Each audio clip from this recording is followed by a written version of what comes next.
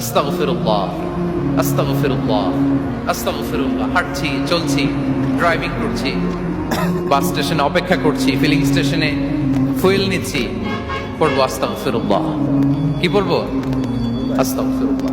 যারা সব সময় আস্তাগফিরুল্লাহ পড়ে তাদের রিজিকের কোনো টেনশন হয় না, রিজিক নিয়ে তাদের আর কোনো চিন্তা থাকে না। আল্লাহ নবী নূহ আলাইহিস সালাম যিনি ওনার জাতিগোষ্ঠীকে বলেছিলেন ফাকুলতু আস্তাগফিরু রাব্বাকুম ইন্নাহু কানা গাফফারা, তোমরা বেশি বেশি ইস্তেগফার করো, তিনি ক্ষমাশীল। ইস্তেগফার করলে কি হবে? ইউরসিলিস সামাআ আলাইকুম মিদরারা, রহমতের বৃষ্টি বর্ষণ হবে, তোমাদের জমিগুলো উর্বর হবে।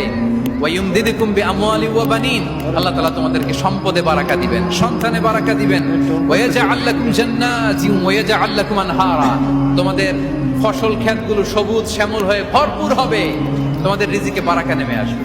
তাহলে আমরা যেন বেশি বেশি ইস্তেগফার করি। বিষ্ণু ইসা ইসলাম বলেছেন মান লাযামাল ইস্তিগফার জাআলাল্লাহু লাকুম মিন কুল্লি দীকিন মাখরাজা ওয়া মিন কুল্লি হাম্মিন ফারাজা ওয়া ইয়ারযুকহু মিন হাইসু লা ইয়াহতাসিব।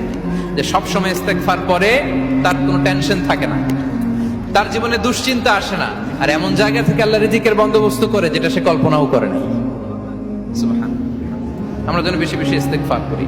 আস্তাগফিরুল্লাহ, এটা হচ্ছে ভেরি শর্ট ফর্ম অফ